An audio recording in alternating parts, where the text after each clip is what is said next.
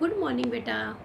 मैं बबीता ठाकरान म्यूज़िक की क्लास के साथ। बेटा आज मैं आपको करवाने जा रही हूँ संगीत। संगीत किसे कहते हैं, यह कितने प्रकार का होता है और इसका हमारे जीवन में क्या योगदान है। संगीत एक ऐसा माध्यम है जो मनुष्य को सांसारिक चिंताओं से दूर करके एक अलौकिक सुख की अनुभूति करवाता है।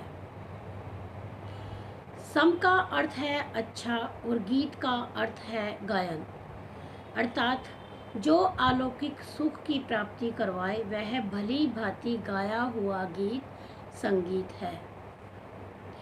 संगीत वह ललित कला है जिसमें स्वर, सुर और लय के द्वारा मनुष्य अपने मन के भावों को दूसरों के ऊपर व्यक्त करता है।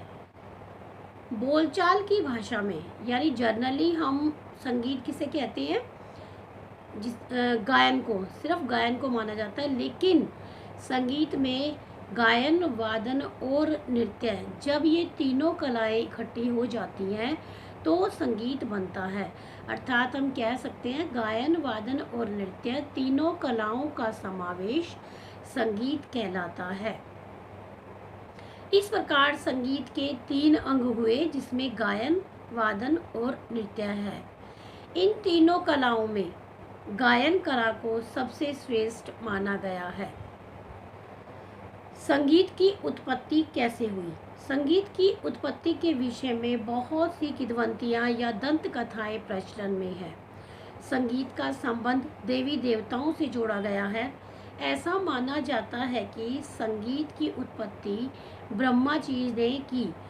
यह भी कहा जाता है कि ब्रह्मा जी ने यह ज्ञान शिव जी को दिया और शिव पार्वती ने यह ज्ञान माँ सरस्वती को दिया।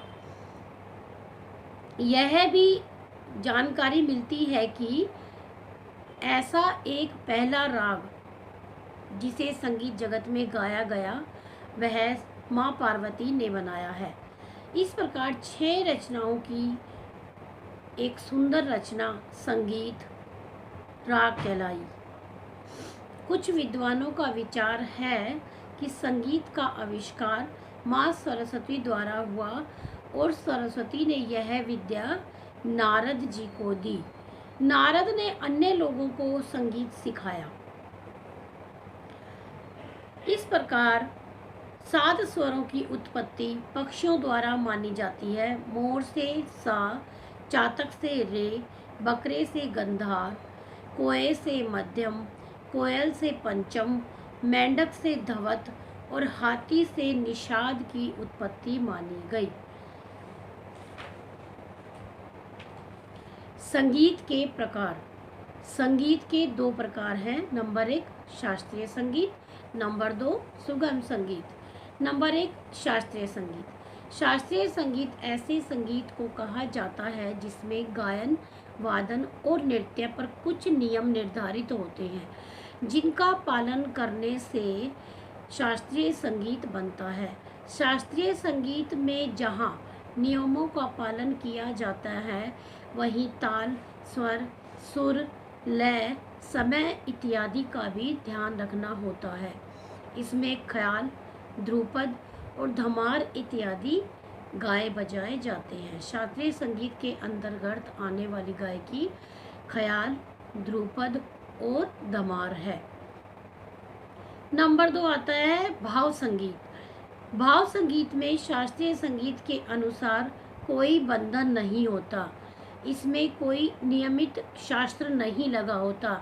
भाव संगीत का उद्देश्य केवल गीत गाना और कानों को अच्छा लगना होता है। भाव संगीत को ही हम सुगम संगीत के नाम से जानते हैं।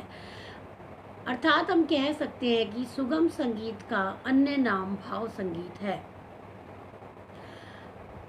संगीत की मधुर में सरल रचना जो सबको समझ में आ जाए और मन में प्रसन्नता का अनुभव करवाए सुगम संगीत कहलाता है। इसमें कभी कभी स्वर, सुर, लय, तय के माध्यम से शास्त्रीय संगीत का भी सहारा ले लिया जाता है। भाव संगीत के अंतर्गत चित्रपट संगीत, लोक संगीत, भजन, गज़ल, गीत इत्यादि आते हैं। अब संगीत का हमारे जीवन में क्या महत्व है? संगीत एक उच्च कोटि की कला है। प्राचीन समय से ही यह हमारे आध्यात्मिक और भावात्मक दोनों पक्ष में हमारे साथ चलती चली आ रही है। मानव मात्र से कौन कहे, स्वयं जगत के पालक परम पिता परमात्मा भी इसको मानते हैं। इस प्रकार जगत पालक भगवान शंकर ने प्रसन्न होकर श्री कृष्ण बंसी की ध्वनि में वश में कर देते हैं। ब्रह्मा जी सामवेद की गति में देवी देवताओं को, सरस्वती वीणा में। इस प्रकार सभी देवी देवता अपने अपने इंस्ट्रूमेंट्स यानी अपने अपने वाद्य में निपुण हैं और उन्हें उनके साथ दर्शाया जाता है। संगीत जीवन में मनोरंजन के साथ साथ दवा का भी काम करता है। इससे पाचन शक्ति भी बढ़ती है, रोगों का निदान होता है। नृत्य कला अपने आप में एक व्यायाम है जिसके करने से मनुष्य की शरीर की मांसपेशियां मजबूत होती हैं। संगीत मनोरंजन का साधन है।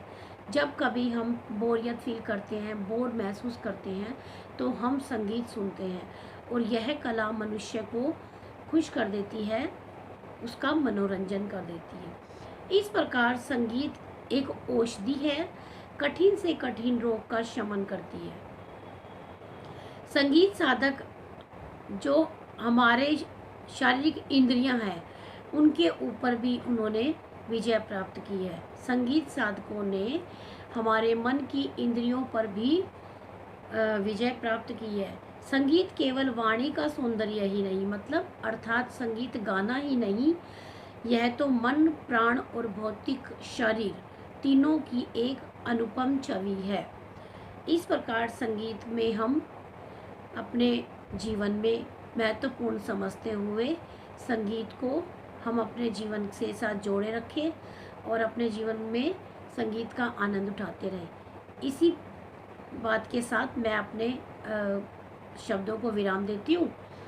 आप सब लोग इसे ध्यान से सुनेंगे और याद करेंगे। तो बेटा आज के लिए इतना ही, कल फिर मिलते हैं। तब तक के लिए बाय, टेक केयर, घर में रहें, सुरक्षित रहें।